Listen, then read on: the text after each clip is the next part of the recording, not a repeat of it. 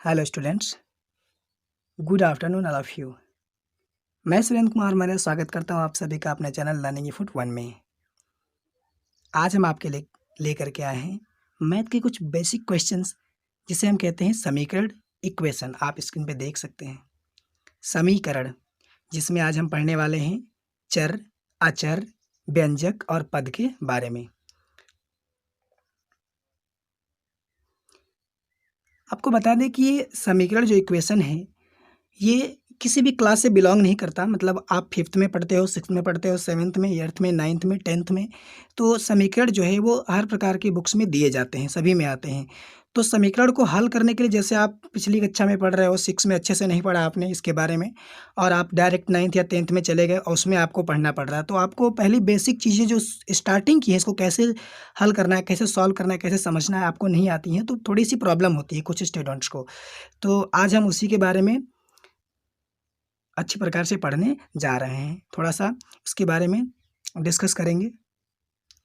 तो फ्रेंड्स, यदि आप हमारे इस चैनल पे नए हैं तो आपसे हमारा एक छोटा-सा रिक्वेस्ट है कि आप इस स्क्रीन पर दिख रहे लाल बटन को दबा करके और घंटी को दबाना ना भूलें, ताकि आप भी पा सकें हमारी नई वीडियोज़ को सबसे पहले, क्योंकि हम आपके लिए लाते रहते हैं हमेशा आपके पढ़ाई से रिलेटेड आसान से वीडियोज़, जो आपके लिए बहुत ही लाभकारी हो सकते हैं। आज मैं आपको इस वीडियो के माध्यम से समीकरण के संबंधित और ये जितनी चीज़ें यहाँ पे लिखी हुई आप देख सकते हैं, उसके बारे में एक-एक चीज़ मैं आपको बताऊँगा, ऐसा क्यों और ऐसा क्यों नहीं, ठीक है? तो लगे रहिए हमारे साथ वीडियो के अंत तक। तो फ्रेंड्स, वीडियो को स्टार्ट करने से पहले समीकरण आप यहाँ देख सकते हैं। समीकरण अगर आपको अच्छे से समझना है तो आपको सबसे पहले एक चीज़ समझना पड़ेगा कि इसमें चर, जिसको हम अंग्रेजी में वेरिएबल बोलते हैं, अगर आप इंग्लिश मीडियम से हैं तो भी कोई उसमें डिफरेंट नहीं है, कोई प्रॉब्लम नहीं है, क्योंकि मेथड जो होता है मैथ सॉल्व करने का वो सेम ही होता है, केवल लैंग्वेज जो होती है वो थोड़ी इंग्लिश हो जाती है, ठीक है? तो ये दो इसलिए मैंने अंग्रेजी में भी राइट कर दिया है। तो चर को हम बोलते हैं वेरिएबल, अचर को बोलते हैं कांस्टेंट, व्यंजक को बोलते हैं एक्सप्रेशन, आप यहाँ देख सकते हैं स्पेलिंग। इसके बाद पद को बोलते हैं टर्म्स। तो हम जानेंगे सबसे पहले चर क्या है, अचर क्या है, क्योंकि समीकरण में इन सभी चीज़ों का समावेश होता है, ये सारी चीज़ें इन्वॉल्व रहती हैं, ठीक है? तो चलिए अब इसके बारे में देखते हैं। पहले हम जानेंगे चर क्या है। तो देखिए, हम आपको बता दें, चर का मतलब होता है, मैं आपको यहाँ लिख के बताता हूँ राइट करके। चर का मतलब होता है अक्षर। जी हाँ, चर का मतलब क्या होता है? अक्षर। अक्षर जैसे कि आप लिख सकते हैं एक्स हो गया, वाई हो गया, ठीक है, पी हो गया, आप कुछ भी लिख सकते हो, जिनका मान बदल जाता है। जैसे कि जिनकी वैल्यू जो है वो एक ही हमेशा समान नहीं रहती, वो हमेशा चेंज हो जाती है। कैसे? मान लीजिए कहीं हमने एक्स का मान और वाई का मान दोनों को निकालना है, तो एक्स की जगह पे 1 रखने पर वाई का मान 2 आ रहा है, तो एक्स की जगह पे 2 रखने पर वाई का मान तो बदल जाएगा ना। मान लीजिए एक्स की जगह पे 1 रखने पर 2 आ रहा है, तो 2 रखने पे 4 आएगा, 3 रखने पर 6 आएगा। तो अब y का जो मान है वो क्या हो जा रहा है? वो बदल जा रहा है, जो y की जो वैल्यू है वो बदल जा रही है। तो यानी कि इन जो अचर होते हैं, ठीक है ना, माफ़ कीजिएगा मिस्टेक हो गया, अचर। जो अचर होते हैं सॉरी, जो चर होते हैं, अचर नहीं चर हैं, जो चर होते हैं उनका मान हमेशा क्या होता है? बदल जाता है, ठीक है? तो जितने भी अक्षर हैं, माफ़ कीजिएगा यहाँ पे चर नहीं, अचर नहीं चर होना चाहिए था। तो जितने भी अक्षर हैं वो सभी क्या होंगे? वो सभी यहाँ पे चर होंगे। आप ए ले सकते हैं, बी ले सकते हैं, एक्स, वाई, जेड, कुछ भी आप ले सकते हैं, और ये सब क्या होंगे? चर होंगे, ठीक है? अब बात करते हैं अचर की। अचर क्या है? अचर का मतलब आप सीधे-सीधे यहाँ पे जैसे मैंने आपको अक्षर बताया, ठीक है? तो वैसे अचर का मतलब आप ले लीजिए संख्या। आप क्या ले लेंगे यहाँ पे? आप संख्या ले लीजिए। संख्या में जैसे कि 1, 2, 5, 6, इनका जो मान होता है वो कभी बदलता नहीं है। इनकी वैल्यू जो है वो कभी चेंज नहीं होती है। तो हम ये कह सकते हैं कि 1, 2, 3, 5, 6 जो आप कुछ भी ले सकते हैं। तो ये जो हैं वो क्या हैं? कांस्टेंट है, यानी अचर हैं। ये अचर राशि हैं, और ये हमारे जो हैं एक्स, वाई, जेड जो हैं, जो भी आप देख रहे हैं एक्स, वाई, पी, ये सभी क्या होते हैं? चर होते हैं, ठीक है? अब हम बात करेंगे व्यंजक के बारे में। जब हम व्यंजक को सीख जाएँगे, जो एक्सप्रेशन है हमारा, व्यंजक को सीख जाएँगे तो हम तब समझ पाएँगे कि पद क्या होता है, ठीक है? तो देखिए अब व्यंजक समझते हैं। उम्मीद है आपको ये समझ में आया होगा चर किसे कहते हैं। चर का मतलब वेरिएबल इंग्लिश में। चर का मतलब होता है एक्स वाई, मतलब जो भी आप संख्या ले लीजिए, मतलब अक्षर, अंक नहीं अक्षर होना चाहिए, इंग्लिश के अल्फ़ाबेट्स, ठीक है, जिनका मान बदल जाता है हमेशा। इसके बाद आप यहाँ देख सकते हैं, ये भी मैंने बता दिया अक्षर, ये भी आपको समझ में आ गया संख्या। अब बात करेंगे व्यंजक के बारे में। तो देखते हैं व्यंजक क्या होता है। चलिए देखिए व्यंजक, जैसे कि मान लीजिए मैंने यहाँ पे लिखा 5x + 2y + 3। आप यहाँ देख सकते हैं 5x + 2y + 3, तो ये हमारा व्यंजक हो जाएगा, जिसको हम एक्सप्रेशन कहते हैं। जैसे कि व्यंजक का मतलब आप समझ सकते हैं कि अगर अब ये व्यंजक में ये हमारे जो हैं वो पद हो जाएंगे। आप देखिए टर्म्स, ये पद हो जाएंगे। जब यहाँ पे देखिए 5x + 2y + 3, जब चिन्हों के माध्यम से इन सभी को अलग अलग कर दिया जाता है और उसके एक ही समूह को हम क्या कहते हैं, व्यंजक, यानी एक्सप्रेशन कहते हैं।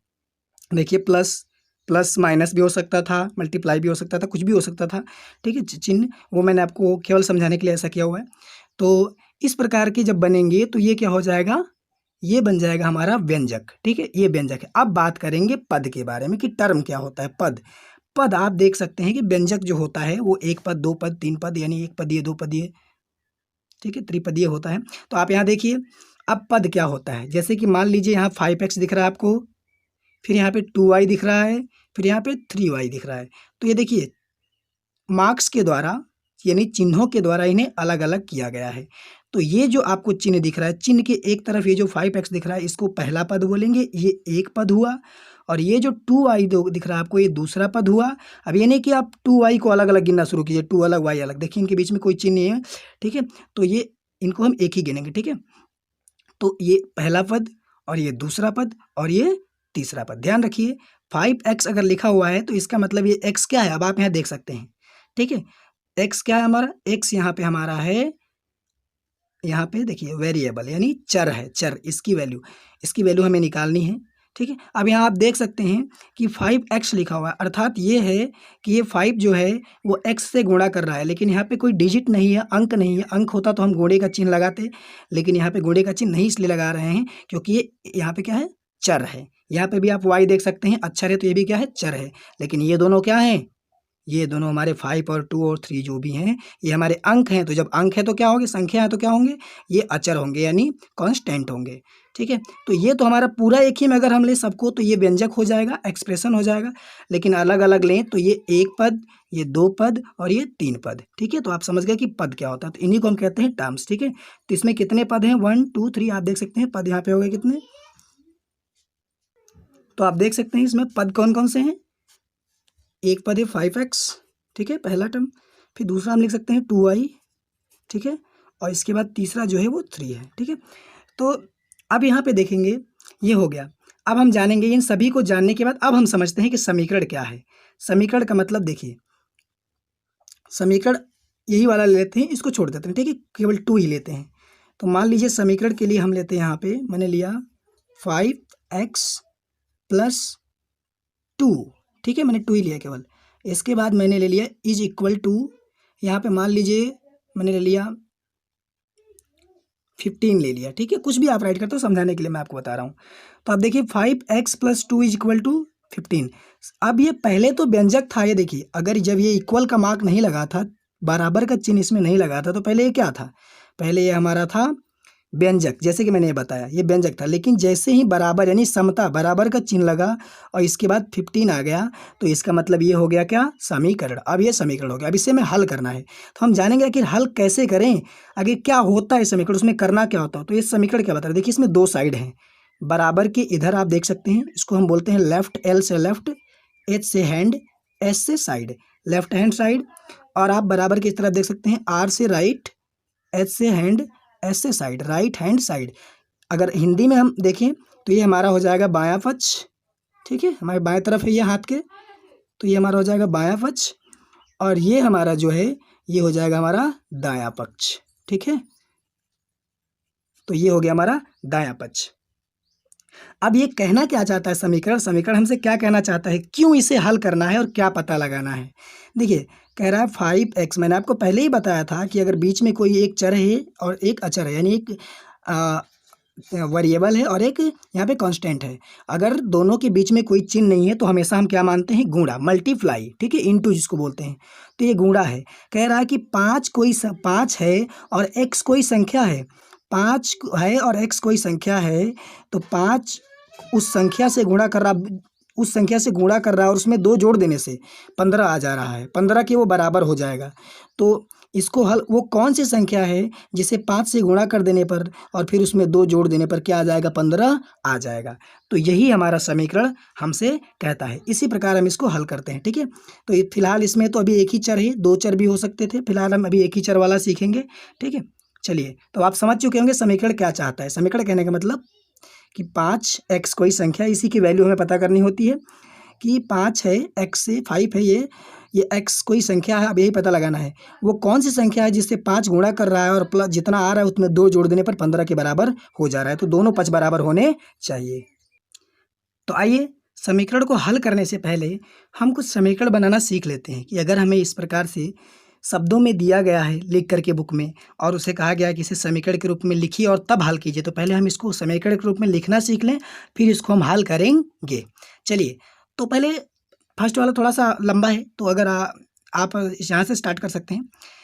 चलिए, यहाँ से स्टार्ट कर सकते हैं। किसी संख्या में 7 जोड़ देने पर वह 20 हो जाता है, ठीक है ना? ठीक है, किसी संख्या है, कोई संख्या है, उसमें 7 जोड़ देना है तो वह कितना हो जाता है? 20 के हो जाता है। तो किसी संख्या, अब किसी संख्या यहाँ पे गिवन है हमें, ठीक है? हमें दिया है किसी संख्या, अब किसी तो पता नहीं वो कौन सी संख्या हो सकती है किसी संख्या में। तो इसलिए हम क्या करेंगे? मानते हैं, ठीक है? कि मान लिया उस संख्या बराबर कितना? x। तो हम लिखते हैं यहाँ पे क्या? कि माना संख्या बराबर x मान लिया ना?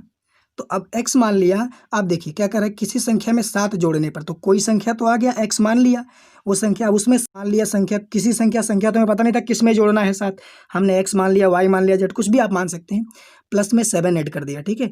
x प्लस 7 हो गया। अब आप देख सकते हैं, और कितने के यहाँ तक हमने कर लिया, जोड़ देने पर तो देखिए जोड़ का चिन्ह लगा भी दिया प्लस का, देने पर वह 20 हो जाता है। तो 20 हो जाता है यानी 20 के बराबर 20 रुपये हो जा रहे हैं। तो हम बराबर में यहाँ लिख सकते हैं कितना? 20 यानी 20। तो ये हमारा बन गया पहला समीकरण। देखिए बीच में बराबर यानी समता का चिन्ह है, ठीक है? और समीकरण में जरूर है, ये बेशक सी बात है कि आपका वो चर जरूर रहता है जिसको हम वेरिएबल बोलते हैं। देखिए यहाँ पे एक चर भी है और ये अचर भी है, तो अब आपको समझने में कोई प्रॉब्लम नहीं, इसीलिए मैंने आपको पहले समझा दिया, ठीक है? अब ये एक समीकरण बन गया। पहले इसको हम समीकरण बनाना सीख लेते हैं, फिर हल करेंगे, ओके? अब यहाँ आ जाइए, देखिए अब इसको, दीप्ति के पास कुछ रुपए हैं। अब यहाँ नोट कीजिएगा, दीप्ति के पास कुछ रुपए हैं, यदि वह उन रुपयों के 5 गुने में, ध्यान रखिएगा, यदि वह उन रुपयों के 5 गुने में 10 रुपया मिला दे, यानी कि 10 रुपया जोड़ दे, तो उसके पास कुल मिलाकर के बराबर में, आप समझिए बराबर में जाएगा 60 रुपये हो जाएंगे। तो इसको कैसे हल करेंगे? तो फिर आप मान लीजिए दीप्ति के पास कुछ रुपए हैं, तो माना दीप्ति के पास x रुपए हैं, ठीक है? तो चलिए हम यहाँ लिख लेते हैं। अब मैं माना लिखूंगा नहीं, आप समझ जाइए, माना कि दीप्ति के पास x रुपए हैं, ठीक है? अब कह रहा है, ये हो गया, यदि जैसा जैसा वो बोल रहा है वैसा वैसा आप करते चले जाओ। यदि वह उन रुपयों के 5 गुने में, किन रुपए के? जो उसके पास है उसके 5 गुने में, गुने का मतलब गुणा कर दो। जैसे मैं कहूँ कि 2 का 5 गुना कितना होगा, तो 2 पचे 10, आप कहोगे 10 हो जाएगा। तो उसी प्रकार इस x रुपए के 5 गुने में, यानी 5 गुना पहले हमको लिखना पड़ेगा, अब गुणे में 5 गुने में 10 मिला दे, यानी 10 मिला दे, तो मिलाने का मतलब क्या? जोड़ दे। तो 10 अब जोड़ देना है। लीजिए, जैसा जैसा समीकरण कह रहा है आप वैसा वैसा करते चले जाओ, ठीक है? 10 जोड़ भी दिया। इसके बाद तो उसके पास 60 रुपये हो जाएंगे, यानी इतना करने के बाद उसके पास कितने रुपए हो जा रहे हैं? 60। अभी देखिए, अभी ये समीकरण अच्छे से बना नहीं है। अब हम इसको कैसे करेंगे? अब हम 5 और x का गुणा करेंगे। तो जब गुणा करेंगे तो ये कोई अंक तो है नहीं कि 2 है तो 2 पचे 10 हो जाएगा, नहीं। 5 और x का जब हम मल्टीप्लाई करेंगे, इंटू करेंगे, तो 5x हो जाएगा। क्या हो जाएगा? 5x। x को पहले लिखेंगे, पहले अंक लिखेंगे, ठीक है? तो क्या हो जाएगा? 5x। अब देखिए इसीलिए जब भी 5x या कोई एक चर और अचर राशि होता है तो उनके बीच में कोई चिन्ह है तो क्या होता है, गुणा। अब आप समझ जाइए कि यहाँ गुणा है। 5x और प्लस यहाँ पे 10 और बराबर का हो गया 60। तो अब ये हमारा बन गया समीकरण। ठीक है, तो 2 समीकरण यहाँ पे बन गया है। अब आप समझ गए होंगे कि समीकरण कैसे बनाई जाती है। चलिए ठीक है, अब आगे समीकरणों को सीखेंगे हल करना, कैसे हल किया जाता है। चलिए देखिए, अब हमें समीकरण को हल करना है। मैंने यहाँ पे 2 समीकरण लिए हुए हैं, अब इन्हें हल करना है हमें। कैसे हल करेंगे, खूब ध्यान से देखिएगा आप, उम्मीद है आपको 100% समझ में आएगा। देखिए, पहला समीकरण है, इसको एक मत समझ लीजिएगा, ये समीकरण नंबर 1 है। पहला समीकरण है 3x - 5 = 4, यानी 3x ऋण 5 बराबर 4। 3x में से -5 घटा देने पर वो 4 के बराबर हो जा रहा है। फिर यहाँ दूसरा है 3x + 12, यानी 3x + 12 = 24, यानी 3x प्लस कोई संख्या है x, 3 को उससे गुणा कर रहा है और प्लस में 12 जोड़ देने पर 24 के बराबर आ जा रहा है। तो आखिर वो x कौन सी संख्या है।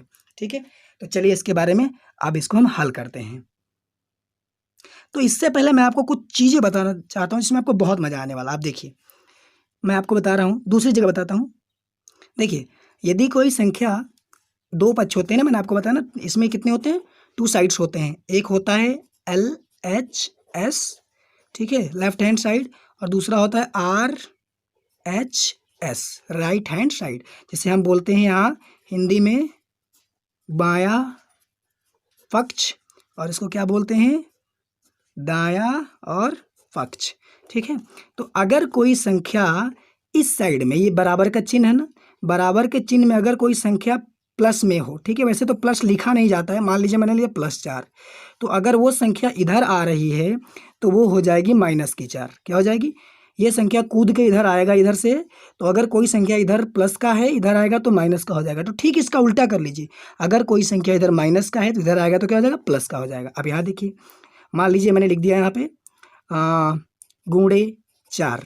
अगर कोई संख्या यहाँ पे कोई भी डिजिट 4 5 आप कोई भी ले सकते हो, अगर कोई संख्या इधर गुणा कर रहा है तो बराबर के अगर इधर इस साइड में आएगा तो वो आ जाएगा भाग में। किस में चला आएगा, भाग में, यानी भाग का मतलब बट्टे में, बट्टे में नीचे में आ जाएगा वो। अगर कोई संख्या, ठीक उसका उल्टा कर लीजिए, अगर कोई संख्या इधर बट्टे में है, अगर हम इसको बाएं पक्ष में LH साइड में ले जाते हैं, लेफ्ट हैंड साइड में, तो वो आ जाएगा गुणे में, एकदम उल्टा। ठीक समझ लीजिए, इतना आपको समझ में आया। कोई संख्या प्लस में है, इधर जाएगा तो माइनस में, इधर माइनस में, इधर जाएगा प्लस में। ठीक है, यानी चिन्ह उल्टा हो जाएगा उसका। ठीक है,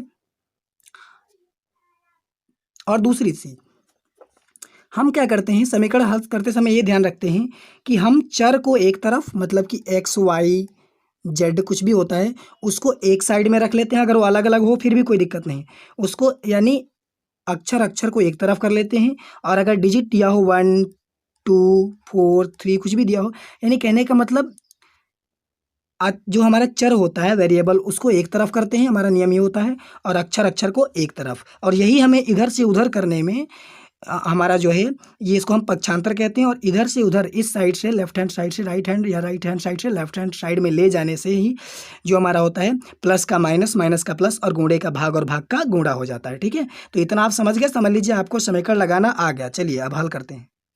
देखिए, यहाँ दिया 3x - 5 = 4, ठीक है ना, 3x - 5 = 4। 3 कोई संख्या है, 3 एक संख्या है, और x भी एक, इसी की मान हमें निकालनी है। x का मतलब क्या, x कोई संख्या है और ये गुणा कर रहा है, आपको पता है बीच में कोई चिन्ह गुणा है, 3 इस x से गुणा कर रहा है, जो भी संख्या हो अभी पता लग जाएगा, और उसमें से 5 घटा दे रहा है तो वो 4 आ रहा है। तो इसको हम कैसे हल करेंगे, कैसे पता लगाएंगे, सबसे पहले आप ध्यान दो, तो हम लिखेंगे 3x, ये हल है, ठीक है ना, सॉल्यूशन जिसको हम कहते हैं हल, 3x। अब आप देख सकते हैं यहाँ माइनस का 5, पहले इसको मैं लिख ले रहा हूँ, -5 = 4। अब आप देख सकते हैं ये हमारा क्या है, अंक है।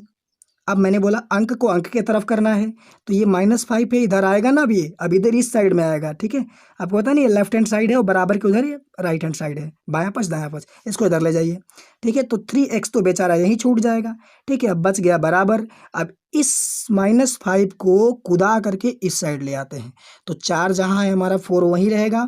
अब ये किस चीज़ में था, आप देख सकते हैं माइनस में था, मैंने बोला किस चीज़ में हो जाएगा, प्लस में, तो यहाँ हो गया प्लस में। ओके, अब नेक्स्ट इसके बाद और हल करते हैं। ठीक है। और हल करेंगे आगे तो क्या होगा देखिए, 3x इज इक्वल टू, अब ऐड कर रहा है तो जोड़ लीजिए, तो 4 और 5, 5 4 कितने हो जाएंगे 9। ठीक है। और एक बात और ध्यान रखिएगा यहाँ पे, जैसे कि हम लिख सकते हैं, आप यहाँ लिख भी सकते हैं कि पक्षांतर करने पर, जैसे मैंने क्या किया है -5 को उधर भेज दिया, तो आप यहाँ लिख भी सकते थे कि -5 का पक्षांतर करने पर। तो आप चाहें तो लिख भी लीजिए, अगर नहीं जी कर रहा है लिखने को तो कोई बात नहीं, वैसे भी सही है। ठीक है, वैसे छोटे क्लास में लिखा जाता है। चलिए, तो बराबर इज इक्वल टू 9 हो गया। अब आप फिर देखिए, फिर अब 2 अंक हो गए। फिर मैंने बोला था कि अंक को अंक की तरफ ही ले जाना, अभी कुछ और अंक की तरफ जाएगा। आप देख सकते हैं 3x, 3x, तो यहाँ 3 दिख रहा है आपको, ये 3 किधर जाएगा अंक की तरफ, क्योंकि ये x क्या है, ये अंक नहीं है, इसी की वैल्यू हमें पता करनी है। ये 3 जो है वो 9 की तरफ चला आएगा। ठीक है, x यहीं रह गया। ठीक है, अब यहाँ पे क्या करेंगे, 9 है और ये 3 आ गया इधर बट्टे में, तो कितना हो गया 3। ठीक है, अब बट्टे में आ गया तो आप देख सकते हैं यहाँ पे, अब इसको काट लीजिए, 3 एकन्ने 3 और 3 तिरिके 9। बताइए 3/1, एक को कुछ नहीं मानते हैं तो कितना आया 3, यानी x की वैल्यू हमारे पास आ गई 3, यानी x की वैल्यू हमारे पास आ गई कितनी 3, x इज इक्वल टू 3। तो यानी इस संख्या पे 3 रहेगा, इस x की जगह पे क्या रहेगा 3। अब आप देख लीजिए, चेक कर लीजिए, आंसर खुद ही बहुत आसान है, जहाँ x है वहाँ 3 रख लीजिए। तो मान लीजिए 3 गुणे 3, तो 3 तरीके कितना हो गया 9, और 9 में से 5 घटा दीजिए, कितना आ गया 4, यानी अतः हल क्या है हमारा सही है। ठीक है, अब नेक्स्ट इसको हल करते हैं। देखिए फिर वही चीज़, 3x + 12 इज इक्वल टू 24 है, तो हम क्या करेंगे 3x, अब यहाँ पे इक्वल लगा लेंगे, इस 12 प्लस में इधर जाके माइनस में कर देंगे, क्यों, तो 24 इसको पहले लिख लीजिए। अब इसको ले जाना है ना, तो 24 की उधर ले जाना है, तो प्लस का है तो इसको माइनस का कर लीजिए, माइनस का 12, फिर हल कीजिए, 3x इज इक्वल टू 24 यहाँ पे है, 12 यहाँ पे है। ठीक है, 24 में से 12 घटा लीजिए, कितना बचेगा, 12 दूनी के 24, 12 ही बचेगा। अब फिर यहाँ देखिए वही चीज़ फिर आ गया, 3, ये 3 क्या कर रहा है x के साथ, कोई चीज़ नहीं है तो गुणा। अब यहाँ प्लस माइनस मत देखिएगा, ठीक है, जैसे हम मिस्टेक हो गया था मुझसे।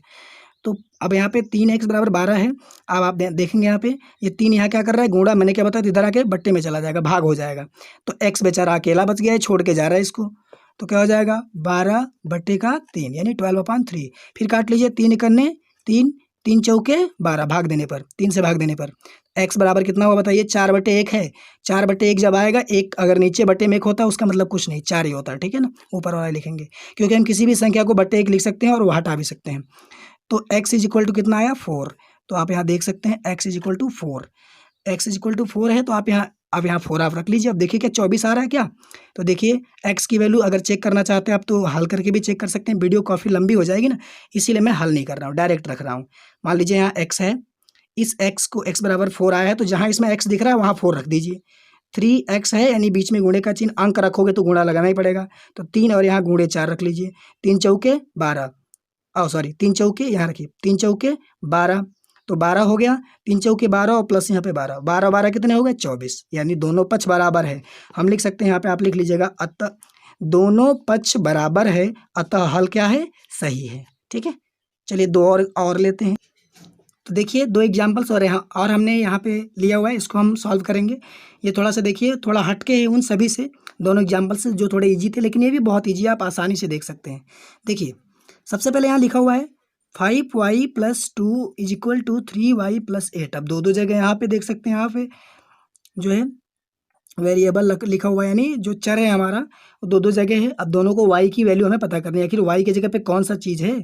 ठीक है, कहने का मतलब है 5y + 2, 5y कोई संख्या, उसको 5 से गुणा करने पर और 2 जोड़ देने पर, 3 को फिर उसी संख्या से गुणा करने पर और +8 कर देने पर बराबर आ रहा है, दोनों पक्ष बराबर होने चाहिए, इसीलिए बीच में बराबर का चिन्ह भी दिया हुआ है। तो कैसे पता करेंगे, चलिए मैंने कहा था आपको अक्षर अक्षर एक तरफ लेना है, अंक अंक एक तरफ। तो अब देखिए यहाँ पे हम 5y दिख रहा, यहाँ 5y है, इस तरफ y है, यहाँ एक इस तरफ y वाला है, देखिए तो y वाले को एक तरफ ले लेंगे, और यहाँ अकेला अंक है, यहाँ अकेला अंक है 8, तो इसको इस तरफ भेज देंगे। तो चलिए 3y एवं +2, यहाँ 3y है, आप यहाँ देख सकते हैं 3y एवं +2, यहाँ देख लीजिए, यहाँ 3y लिखा हुआ है और यहाँ +2 लिखा हुआ है। 3y और +2 का पक्षांतर करने पर, ठीक है ना, का पक्षांतर करने पर। मैंने कहा था आप लिखिए या ना लिखिए कोई दिक्कत नहीं उससे, ठीक है। अब आप देखिए हल कीजिए। 5y यहाँ पे लिखा हुआ है +2 है, तो ठीक है 5y है या 3y है, तो y की तरफ इसको भी ले लीजिए। ये इधर किस चीज़ में है, प्लस में है, आप यहाँ देख सकते हैं प्लस में है, इधर आएगा माइनस में हो जाएगा। तो चलिए 5y और माइनस का 3y, ठीक है। अब इसके बाद बराबर यहाँ प्लस का 8 है, तो प्लस का 8 तो हम लिखे ही रहेंगे, प्लस लिखा नहीं जाता पहले, ठीक है। और यहाँ पे मैंने बोला है कि 2 का भी पक्षांतर करना है, तो 2 भी अब इधर जा रहा है ना, ये इधर से इधर जाएगा, प्लस में है किस में चला जाएगा, माइनस में आ जाएगा, तो माइनस का 2। अब हल करेंगे। अब यहाँ देखिए इसको कैसे करना है, यहाँ 5 है, यहाँ 5 है, यहाँ 3 है, ठीक है, यहाँ 5 है, यहाँ 3 है।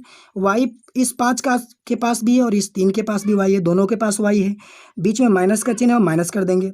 5 में से 3, 5y में से यानी 5 गो y में से 3 गो y घटा देंगे, तो बताइए कितने y बचेंगे। ये 5 गो y है, इसके पास 5y है, इसके पास 3y है, 5y में से 3y घट जाएगा, कितने बचे 2y, ठीक है। 2y इज इक्वल टू 8 में से 2 घटा लो, अब 8 में से 2 घटाओगे 6। अब फिर देखो यहाँ पे ये y के साथ 2 क्या कर रहा है, गुणा कर रहा है, कोई चिन्ह नहीं है, तो इधर लाओगे भाग में हो जाएगा। तो बताइए y इज इक्वल टू कितना आएगा, 6/2। भाग कर लीजिए, काट लीजिए, 2 एकने 2, 2 तिहाई 6, बताइए कितना हुआ, y बराबर 6, y इज इक्वल टू 6। अब आप यहाँ खुद से y का मान जो है, वैल्यू जो है 6, उसको आप यहाँ रख करके और गुणा करके खुद देख सकते हैं हल करने के बाद, जैसे मैंने आपको बताया था पिछली वीडियो में, ठीक है।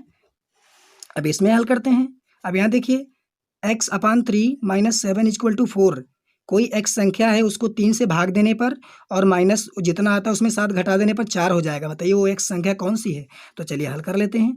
अब यहाँ देखिए माइनस का 7 दिख रहा है, पहले इसको इधर भेज दो भैया, तो क्या हो जाएगा x/3 और इज इक्वल टू, अब ये माइनस इधर जाने वाला है, कूद के जाएगा इधर, अब जा रहा है, तो बताइए क्या हो गया 4 और यहाँ पे प्लस हो जाएगा, ये माइनस का था तो क्या हो जाएगा प्लस का हो जाएगा, प्लस का 7 प्लस का 7 हो गया। अब फिर हम क्या करेंगे इसको, दूसरा तरीका क्या है इसमें, अब इसको जोड़ लीजिए। क्या जोड़ेंगे अब आप कि यहाँ x है अपान 3 इज इक्वल टू 4 7 कितना हो जाएगा 11, 7 4 11। अब फिर आगे हल कैसे कर सकते हैं इसको, अब x/3 है। अब आप देखिए केवल x की ही वैल्यू निकालनी है ना, तो अंत में इसी को अकेला छोड़ना है, ठीक है, बाकी सबको उधर भेजते चले जाना है।